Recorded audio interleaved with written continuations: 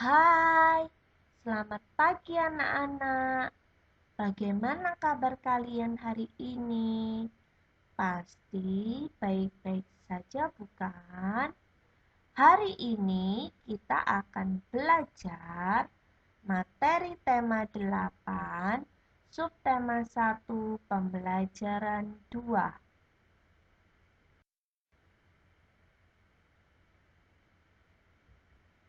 Tempo. Tempo adalah cepat lambatnya lagu dinyanyikan.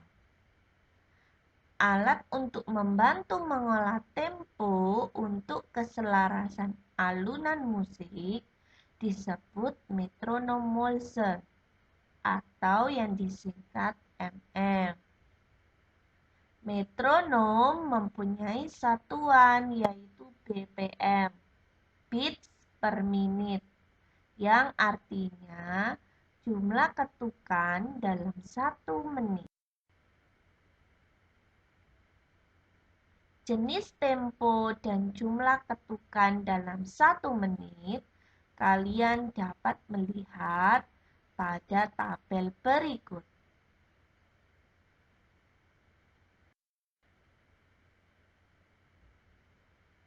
Tinggi rendah nada. Tinggi rendah nada adalah cara menyanyikan lagu sehingga menghasilkan nada tinggi ataupun nada rendah sesuai dengan notasi lagu. Perhatikan urutan tinggi rendah nada yang disebut tangga nada dengan notasi angka dan notasi balok berikut. Nah, anak-anak, semakin ke kanan, nada semakin tinggi. Sebaliknya, semakin ke kiri, nada semakin rendah.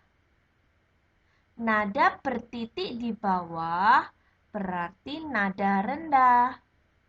Nada tidak bertitik berarti nada sedang. Dan nada bertitik di atas berarti nada tinggi. Nada-nada yang bertitik di bawah disebut tangga nada oktav rendah. Nada-nada yang tidak bertitik disebut tangga nada oktav sedang. Dan nada-nada yang bertitik di atas disebut tangga nada oktav tinggi. Tangga nada adalah urutan nada yang disusun secara berjenjang. Susunan nada yang berurutan naik atau turun disebut tangga nada.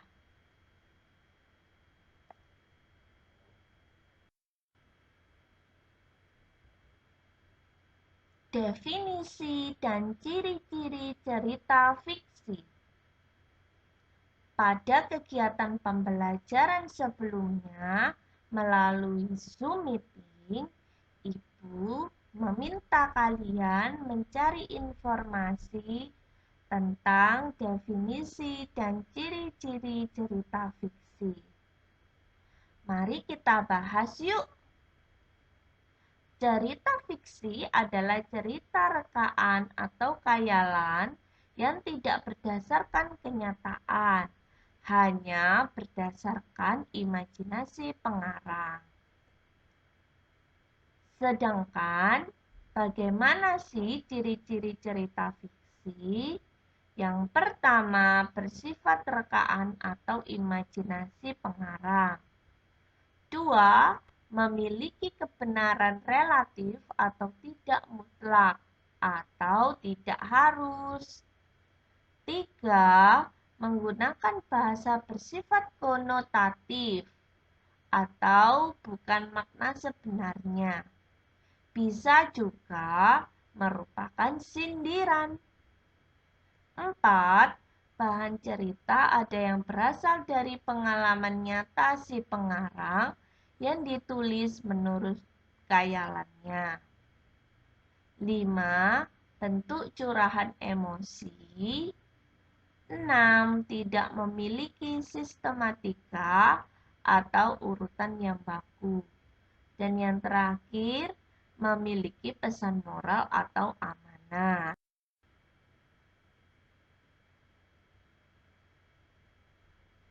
Unsur-unsur cerita fiksi yang pertama, tema. 2. Alur atau plot. 3. Latar. 4. Amanat. 5. Konflik. 6. Klimaks. 7. Penokohan. Ibu akan menjelaskan satu persatu.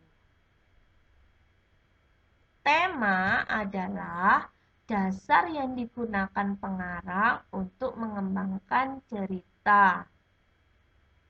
Alur atau plot adalah rangkaian kejadian dalam sebuah cerita. Latar adalah keadaan dalam cerita dapat berupa tempat, waktu, dan suasana. Amanat adalah pesan yang terkandung dalam isi cerita.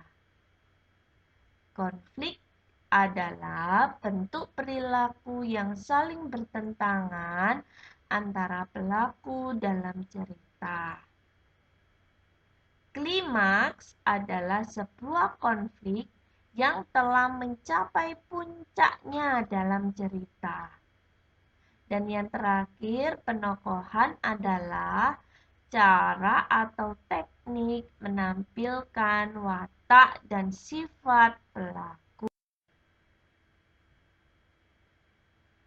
Macam-macam cerita fiksi. Yang pertama, jenaka. Jenaka adalah cerita yang bersifat lucu atau konyol yang diperankan oleh tokoh utamanya yang membuat para pembaca terhibur oleh ceritanya. Contoh cerita jenaka adalah Si Kabayan. 2. Mite. Mite adalah cerita tentang hal-hal gaib seperti roh halus, hantu, atau dewa-dewa. Contoh cerita mite adalah Putri dari Bambu. Ada juga pencurian api oleh Prometheus.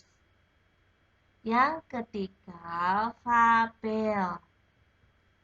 Fabel adalah cerita yang menggambarkan para binatang sebagai tokoh utama yang menggantikan manusia sebagai tokoh cerita. Contoh cerita fabel adalah Kelinci dan Kura-kura.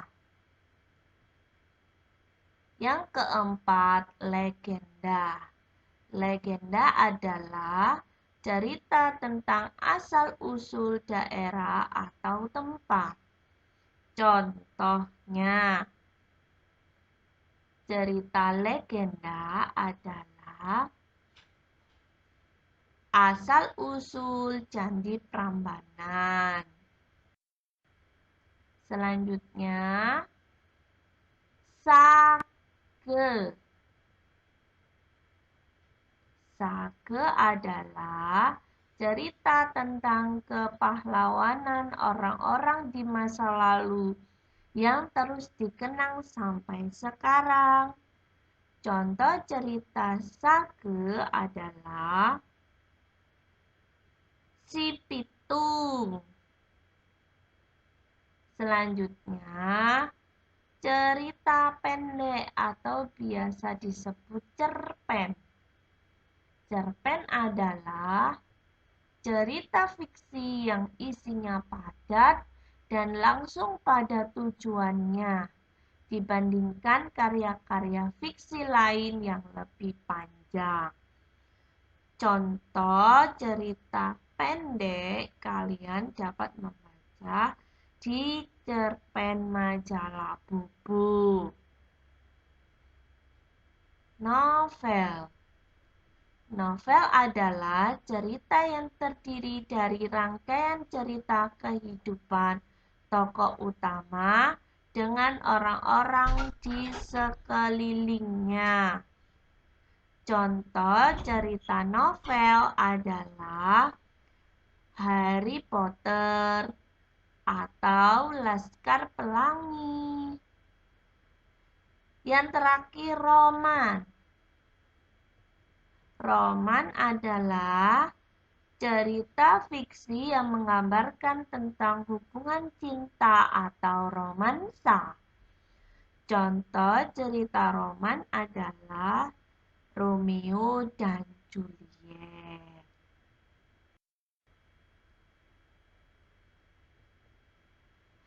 Definisi gaya dan gerak.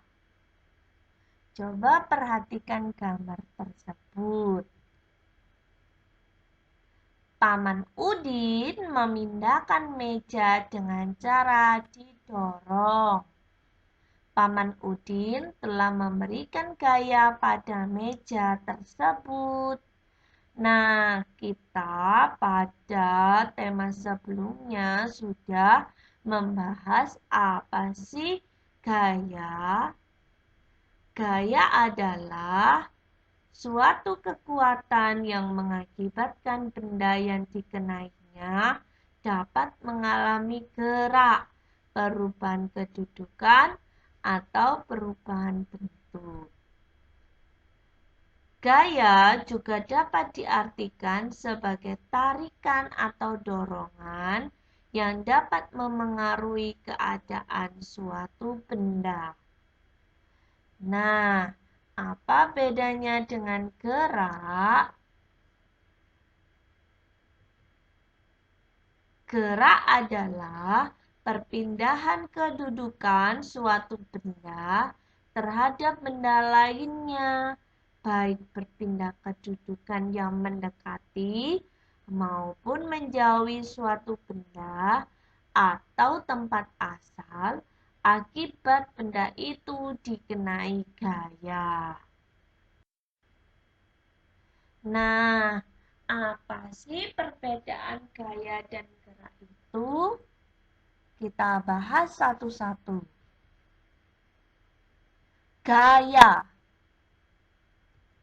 Yang pertama, gaya tidak dapat dilihat, tetapi dapat dirasakan dari akibat yang ditimbulkan oleh gaya tersebut. Dua, gaya dapat mempengaruhi benda untuk bergerak. Sekarang kita akan mempelajari tentang gerak.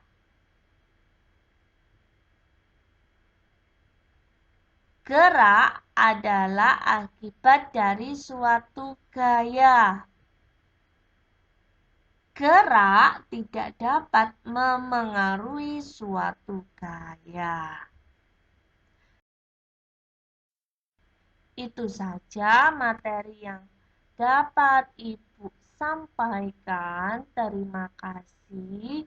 Ibu berharap materi hari ini dapat bermanfaat bagi kalian dalam mengetahui apa sih tempo, apa sih tinggi rendah nada, cerita fiksi, serta perbedaan gaya dan gerak. Ibu ucapkan selamat belajar dan tetap semangat anak-anak. Jangan lupa patuhi protokol kesehatan jika kalian terpaksa keluar rumah. Bye-bye.